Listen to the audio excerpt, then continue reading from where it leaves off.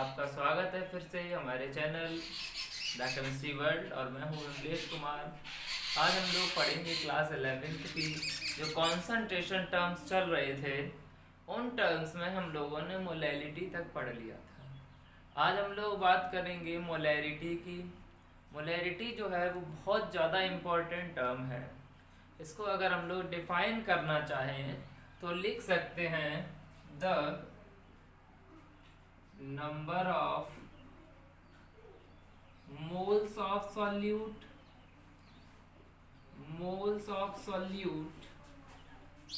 present in per liter of solution. It is denoted by capital M। हमने पिछले lecture में पढ़ा था मोलैलिटी के बारे में। इसमें स्पेलिंग में थोड़ा सा ही अंतर आपको देखेगा, वहाँ पे LITY था, यहाँ RITY है।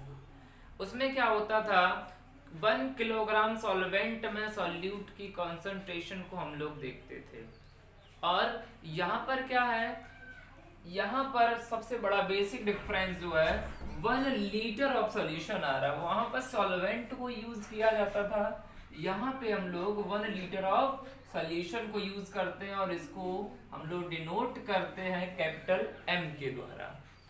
अब आपसे अगर पूछता है कोई कि मोलैलिटी को एज ए फॉर्मूला डिटरमाइन करो, मोलैरिटी का अगर आपको कोई फॉर्मूला पूछे तो आप लिख सकते हैं molarity equal number of moles of solute, जिसको हम लोग केमिस्ट्री में स्मॉल n से डिनोट करते हैं, number of moles of solute upon volume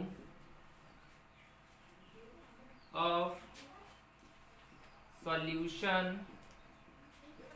इस वॉल्यूम को हम लोग हमेशा लेते हैं लीटर में। किस में लेंगे? लीटर में यूज करते हैं। अगर हम लोग मान लेते हैं किसी भी सॉल्यूशन में, if in a solution let solute is B and solvent is A and the total volume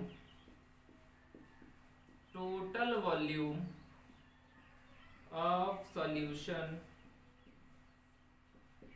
is capital V। यहाँ से हम लोग देखेंगे, अब आप थोड़ी देर के लिए मान लेते हैं कि किसी भी solution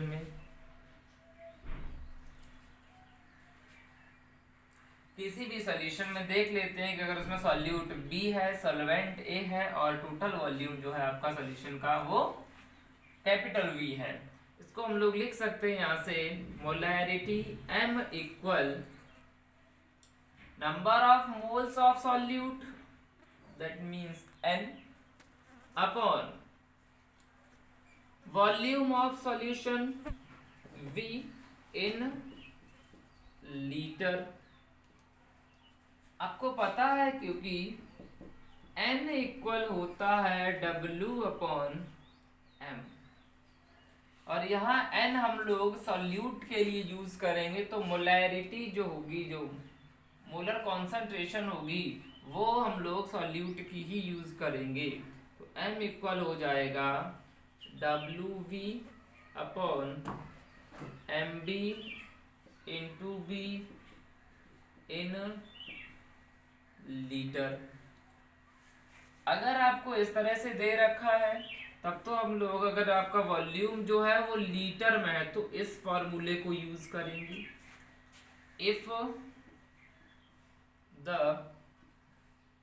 volume given is in millilitre, अगर आपका वॉल्यूम मिलीलीटर में दिया है, then we use M equal WV upon MB into V in millilitre into 1000। यहाँ से हम लोग इसको निकाल लेंगे। अब अगर आपसे कोई पूछ देता है कि मास ऑफ सॉल्यूट का फॉर्मूला क्या बनेगा, मास ऑफ सॉल्यूट हम लोग WV लिखते हैं और फॉर्मूला हो जाएगा आपका M into MB into V इन ml अपॉन 1000।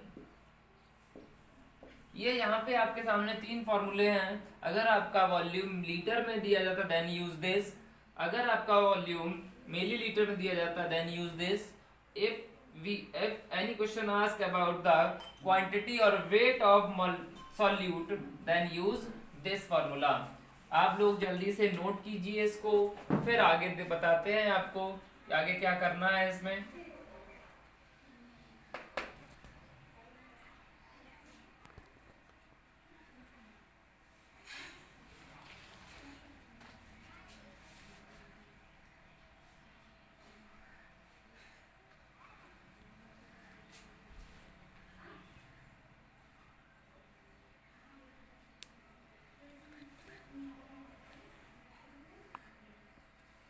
अब हम लोग बात कर लेते हैं अपने आपका सिलेबस में एक चीज था डाइल्यूशन इक्वेशन। उसमें क्या होता है कि कोई एक सॉल्यूशन आपको दे दिया जाता है, आफ्टर डाइल्यूशन उसकी कॉन्सेंट्रेशन या number of moles of solute या मोलैरिटी पूछी जाएगी। तो यहाँ पे हम लोग एज्यूम कर लेते हैं in a solution initial molarity M1। अगर किसी भी सॉल्यूशन में जिसकी इनिशियल मोलैरिटी M1 है, मोल्स ऑफ सॉल्यूट N1 है और वॉल्यूम उसका V1 है, तो उसके बाद आफ्टर डाइल्यूशन उसमें पानी मिलाने के बाद या उसको डाइल्यूट करने के बाद molarity becomes M2, molarity M2 हो जाएगी एंड सॉल्यूट आफ्टर डाइल्यूशन इसकी molarity becomes M2, number of solute N2 and the volume will become V2। यहाँ से अगर हम लोग इसको मोलैरिटी वाली इक्वेशन में रखना चाहें तो M1 इक्वल हो जाएगा N1 अपॉन V1। इसको थोड़ा सा एडजस्ट करके लिखते हैं, N1 इक्वल हो जाएगा M1 V1। इक्वेशन फर्स्ट डाल दो इसको। उसके बाद सेकंड के लिए डाइल्यूशन के बाद M2 इक्वल हो जाएगा N2 अपॉन V2। इसको एडजस्ट करते हैं, N2 इक्वल हो जाएगा, रीअरेंज करने पे मिलता है M2 इंटू V2। फ्रॉम इसको इक्वेशन 2 डाल देते हैं, from equation first and second आपको मिल जाएगा M1 V1 into M1 V1 equal हो जाएगा M2 V2। This equation is also known as dilution equation. यहाँ पर होगा क्या, इसमें तीन चीजें आपको दे रखी होगी, तीन चीजों की वैल्यू दे रखी होगी और एक की वैल्यू हमें कैलकुलेट करनी है। वॉल्यूम कैलकुलेट कर सकते हैं तो इनिशियल वॉल्यूम या फिर फाइनल वॉल्यूम, मोलैरिटी इनिशियल वाली या फिर फाइनल वाली। और इसके बाद अब आइए कुछ न्यूमेरिकल्स देख लेते हैं अपने, कुछ जो सवाल हैं उससे रिलेटेड वो हम देखेंगे मोलैरिटी से संबंधित। यहाँ देखिए, if 400 solution is prepared by 2 moles of HCl find molarity. यहाँ आपको इस क्वेश्चन में HCl की मोलैरिटी निकालनी है। उसने क्या क्या दे रखा है वो देख लेते हैं। पहले हम लोग गिवन हमें क्या है, गिवन में है नंबर ऑफ मोल्स दिए हैं, मोलैरिटी हमें दे रखी है यहाँ पे n इक्वल 2 मोल्स। उसके बाद में आपको दे रखा है वॉल्यूम 400 ml। कितना दिया है, 400 ml। अब आपका मोलैरिटी का जो फॉर्मूला होता है वो देखेंगे, m इक्वल होगा n अपॉन n यहाँ पे n इक्वल होता है n अपॉन v, तो यहाँ पे सॉल्यूट का निकालना है तो NB अपॉन v, और आपका वॉल्यूम जो दे रखा है वो किस में दिया है, ml में। अगर वॉल्यूम ml में है तो हम लोग 1000 का मल्टीप्लाई करेंगे पूरे फॉर्मूला में, देन m इक्वल हो जाएगा NB आपके पास 2 है और v आपका है 400 ml और 1000, तो 0 से 0 फिनिश हो गया, 2 2 जा 4 और 2 5 जा, देन m इक्वल हो जाएगा 2 मोल्स पर लीटर। इस क्वेश्चन में आप लोगों ने बड़ी आसानी से इसको कर लिया, इसकी मोलैरिटी आई है 5 मोल्स पर लीटर। इसके बाद में हम लोग अगला सवाल करेंगे, इसको नोट कीजिए। और अब हम लोग देखते हैं अपना दूसरा सवाल। आपका क्वेश्चन दे रखा है 400 ml solution is prepared by mixing 20 gram of NaOH, that means sodium hydroxide को मिला करके 400 ml का एक सोल्यूशन बनाया जाता है। इस सोल्यूशन की हमें मोलैरिटी पता करनी है। मोलैरिटी पता करने के लिए क्वेश्चन में जो चीज पहले हमें दे रखी है उसको लिख लेते हैं। गिवन में क्या है, एक तो आपको दे रखा है मास ऑफ सॉल्यूट, तो यहाँ लिख लीजिए mass of solute. Mass of solute कितना दे रखा है 20 ग्राम, और आपको दे रखा है वॉल्यूम ऑफ सॉल्यूशन, इसको V से डिनोट करते हैं। यहाँ पे आपका हो जाएगा 400 ml और मास ऑफ सॉल्यूट को हम लोग NB लिखेंगे, यहाँ पे हो गया। इसके बाद में हम लोग बात कर लेते हैं, इसमें आपको निकालना क्या है मोलैरिटी। आपको इसमें एक नई चीज दे रखी है mass of solute, that means WV दे रखा है। WV अगर दे रखा है तो WV के लिए मास ऑफ सॉल्यूट के लिए हमने एक दूसरा फॉर्मूला आपको बताया था जो था आपका M equal WV upon MB into B इन ml इंटू 1000। का मतलब है mass of solute upon molarity of solute into molecular mass of solute into volume in litre. यहाँ से अगर हम इसका मॉलिक्यूलर मास निकालना चाहें तो हम लोग निकाल सकते हैं। NaOH का मॉलिक्यूलर मास होगा Na का 23, O16 एंड H1 हो जाएगा आपका, ये टोटल हो जाएगा 40। यहाँ से हम सब की वैल्यूज को रखेंगे। M इक्वल है आपका WV 20 ग्राम, MB 40 आया और V आपका 400 ml और इंटू 1000, 0 से 0 चला गया और यहाँ आपका रह जाएगा 2 2 जा और 2 10 जा, इस तरह से 2 5 जा। M इक्वल आपका हो जाएगा 5/4, इसको लिख सकते हैं 1.25 m। ये आपका आंसर है। यहाँ से अगर आपको WV यानी किसी भी सॉल्यूट का मास दिया होता है तो हम लोग इस फॉर्मूले से इसको कैलकुलेट कर लेते हैं। हम लोग देखते हैं अपना अगला सवाल। How much CaCO3 is required to prepare 0.2 m solution in 500 ml। अब हमें ये पता करना है कि कैल्शियम कार्बोनेट कितना हमें जरूरी है कि इसका सॉल्यूशन 500 ml में 0.2 मोलर बन जाए। तो यहाँ जो भी चीज हमें दे रखी है उसको लिखते हैं। गिवन में हमारे पास है, देख लीजिए, एक तो आपको दिया है वॉल्यूम V दे रखा है आपको 500 ml। उसके बाद में आपको दे रखी है मोलैरिटी अगर आपको दे रखी है वो है आपकी 0.2 m, और इसमें आपको MB निकालना पड़ता है तो MB हो जाएगा, यहाँ पे CaCO3 है, CaCO3 कैल्शियम का होता है 40 + 12 + 48, यहाँ से आपका हो जाएगा ये 100।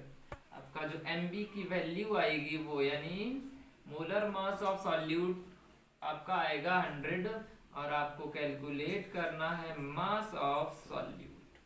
इसके लिए आपको एक फॉर्मूला हमने पहले ही बताया था, WV इक्वल आया था आपका M into MB into V इन ml अपॉन 1000। इसको हम लोग देख लेते हैं यहाँ से। M आपका M जो दे रखा है वो है 0.2 इंटू MB है 100, और वॉल्यूम है आपके पास में 500 ml अपॉन में 1000। तो 0 से 0 कैंसिल हो गई, 5 2 जा और 2 50 जा। तो WV इक्वल आपका यहाँ से कैलकुलेट कर पाएंगे 0.2 इंटू 50, इसका मतलब है आपका हो जाएगा 10 ग्राम। तो यहाँ पे हम लोग लिख सकते हैं रिक्वायर्ड CaCO3 इज 10 ग्राम। इस तरह से आप लोग अपने और क्वेश्चंस की प्रैक्टिस करेंगे, और इस तरह के जो भी क्वेश्चन थे हमने आपको यार बता दिए हैं। अब हम लोग बढ़ते हैं अपने एक नए टॉपिक की तरफ, जिसमें आपको एम्पेरिकल फार्मूला हम लोग निकालना सिखाएंगे। एम्पेरिकल फार्मूला सीखने से पहले हम उसमें परसेंटेज कंपोजिशन ऑफ एलिमेंट कैसे निकालते हैं उसको देखना बहुत जरूरी है। परसेंटेज ऑफ एलिमेंट इक्वल होता है mass of element upon molecular mass of compound into 100। इसके लिए हम लोग क्या करते हैं, एक छोटा सा एग्जांपल लिए ले रहे हैं। Calculate the percentage of nitrogen in urea.